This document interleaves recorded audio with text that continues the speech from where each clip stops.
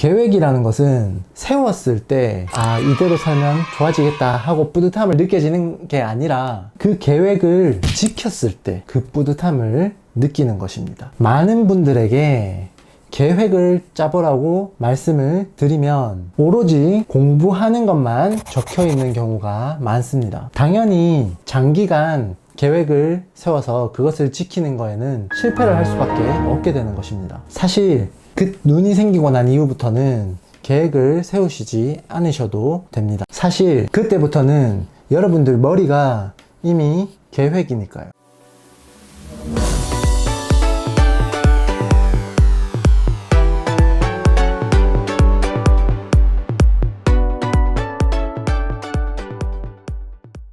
안녕하세요. 독학공약집의 독공이입니다. 오늘 이야기할 주제는 바로 계획이라는 건데요. 여러분들 중 살아가는데 계획을 한 번도 세워보지 않은 사람은 없을 겁니다. 그래서 많은 사람들이 하는 착각 중에 하나가 바로 내가 계획을 세울 줄 안다고 생각하는 것이지요. 여러분들은 혹시 세웠던 계획대로 잘 이루어진 적이 있나요? 계획에 따라서 단 한 달만이라도 혹시 살아보신 적이 있으신가요? 아마 대부분의 경우에 여러분들은 없다 라고 대답을 하실 텐데요. 계획대로 살지 못한 것은 여러분 자신의 의지 문제나 여러분들의 문제가 아니라 계획 자체가 잘못된 경우가 많기 때문에 그렇습니다. 그리고 계획 세우실 때 혹시 초등학교 시계 모양의 그러한 계획표를 아직도 머릿속에 생각하고 계신 분은 설마 없겠죠? 자, 그러면 본격적으로 한번 시작해보죠. 첫째, 우선 계획에서 가장 중요한 부분을 차지하는 것은 바로 목표입니다. 대부분은 여기서부터 완전히 잘못돼서 계획 자체가 잘못되게 됩니다. 목표를 분명하게 하려면 우선 목표하는 시험에 합격하기 위한 최소한의 공부 분량과 적절량의 공부 분량을 분석하셔야 합니다. 어떠한 방법으로 공부하느냐는 우선은 둘째 문제고요. 도대체 어느 분량 정도를 공부를 해야 여러분들이 목표로 하고 있는 그 시험에 합격자로 자기 이름을 올릴 수 있을지 여러분들은 정말 궁금해 하면서도 이에 대해서 뭔가 좀 치밀한 분석 없이 공부하는 분들이 굉장히 많이 있어요. 이에 대한 해답은 바로 합격자들의 수기를 꼼꼼하게 읽어보면서 공부량을 파악하는 방법입니다. 각종 커뮤니티 사이트나 아니면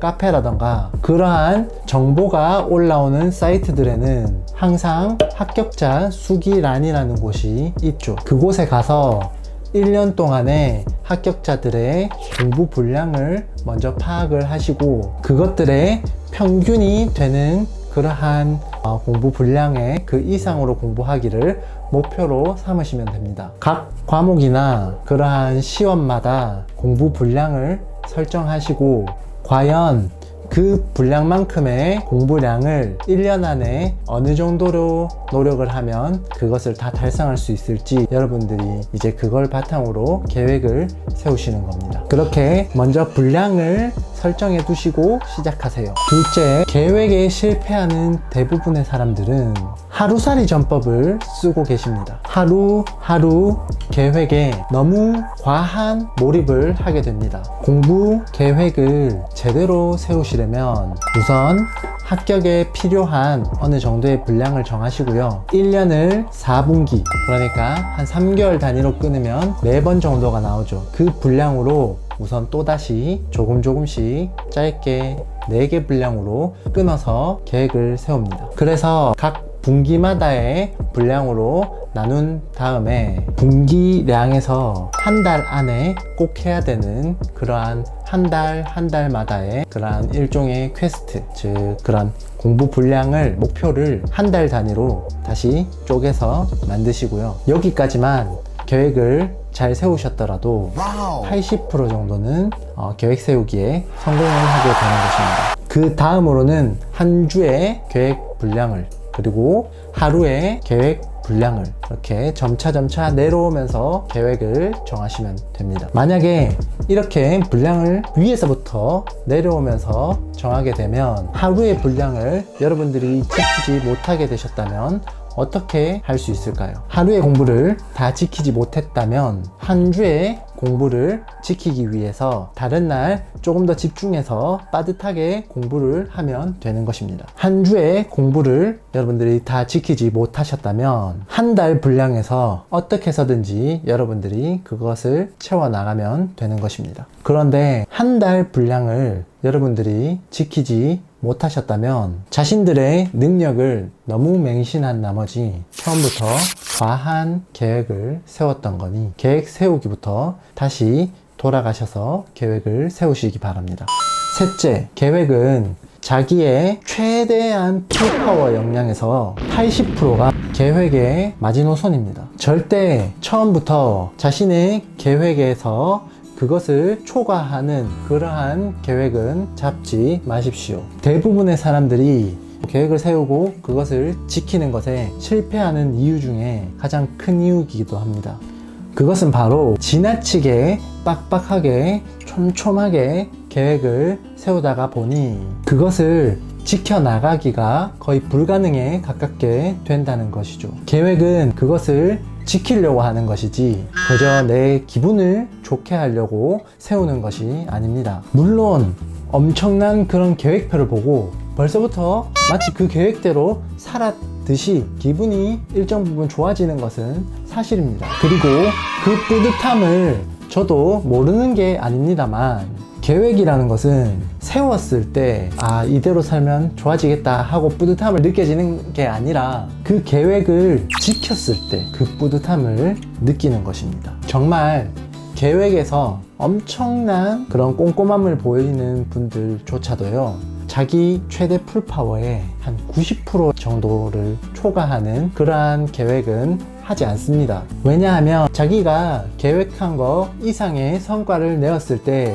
자기 만족감과 자기 유능감을 더욱더 키우기 위해서입니다. 그래서 계획 이상의 노력을 할 수 있는 공간을 확보해 놓고 계획을 세우시기를 적극 추천드립니다. 넷째, 공부 계획에만 몰입해서 공부에 초점을 맞춰서 계획을 잡지 말아달라는 말씀을 드리고 싶습니다.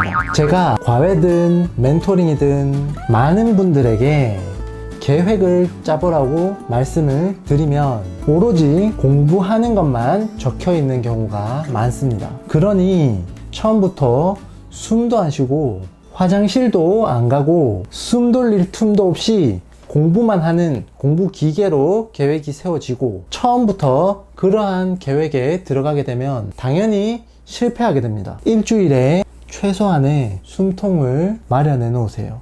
예를 들면 토요일 저녁 먹고 난 후에는 자유시간을 가진다라던가 아니면 일요일 점심 먹고 난 이후부터는 자기 전까지 자유시간을 갖는 것입니다. 단 이때에는 하루를 통째로 완전히 빼서 쉬는 것은 권장드리지 않습니다. 나중에 따로 설명드리겠지만 하루에 일어나는 시간, 공부를 시작하는 시간, 그리고 밥을 먹는 시간, 이 세 가지는 꼭 규칙적으로 지켜주시기를 적극 부탁드립니다. 자유시간이라는 것은 그저 놀러 나가는 시간을 말하는 것이 아니라 일주일 동안 공부에 대해서 궁금했던 것, 그러한 궁금증들을 그리고 공부에 대한 정보들을 검색할 수 있는 시간이라던가 아니면 필요한 필기구나 책과 같은 것들을 구입하러 나가는 그러한 시간으로 활용할 수도 있고요. 그 다음에 목욕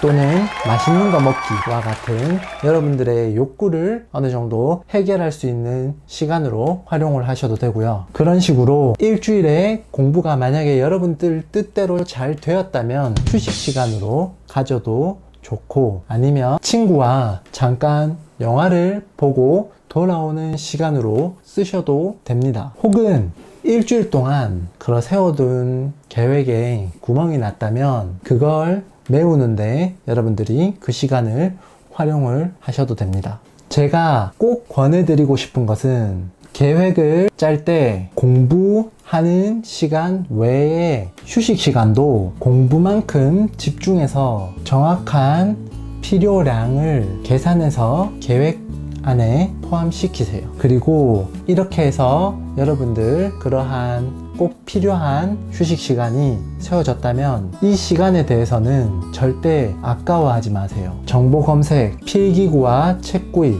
그리고 맛있는 거 먹기, 이것들 중에 한 2개 정도만 해도 저녁 먹고 난 이후 시간에 움직이기란 빠듯합니다. 하지만 사실상 장기간으로 그러한 공부를 해나갈 때는 이러한 휴식 시간들은 필수적입니다. 그런데 이러한 욕구와 휴식에 대한 그런 필요한 시간을 여러분들이 계획에서 확보해 주지 않으신다면 당연히 장기간 계획을 세워서 그것을 지키는 거에는 실패를 할 수밖에 없게 되는 것입니다. 그렇게 하루, 한 주, 한 달 계획을 지켜나가시면서 계획에 대해서 좀 더 포괄적으로 보시는 눈이 생기시게 된다면 사실 그 눈이 생기고 난 이후부터는 계획을 세우시지 않으셔도 됩니다. 사실 그때부터는 여러분들 머리가 이미 계획이니까요. 헌데 그렇게 되기까지는 많은 노력과 계획을 세웠다가 지키고 그러한 것들이 반복적으로 이루어져야 머릿속이 그런 식으로 정리가 되게 됩니다. 실제로 많은 공부하는 고수들이 계획을 세우지 않고 공부를 하는 그런 경우도 많습니다. 허나 그러한 분들의 경험을 잘 들어보면 이미 머릿속이 그런 계획서와 같은 형태로 되어 있는 경우가 굉장히 많습니다. 이분들을 따라하기 위해서라도 어차피 처음에는 차근차근 계획을 세웠다가 지켰다가를 반복해 나가셔야 한다고 생각합니다. 정리를 하자면 첫째, 공부 목표 분량을 분명히 해라. 둘째, 하루보다는 1년, 분기, 한 달 순으로 점진적으로 계획을 세워라. 셋째, 계획은 자기 풀파워의 80% 정도가 적당하다. 넷째, 휴식 시간과 노는 시간도 계획에 반드시 포함을 하라 입니다. 독학공략집의 독공이었고요. 더 좋은 정보들을 정리해서 여러분들에게 제공해 드리겠습니다. 독학 공부하시는 모든 여러분들 할 수 있습니다.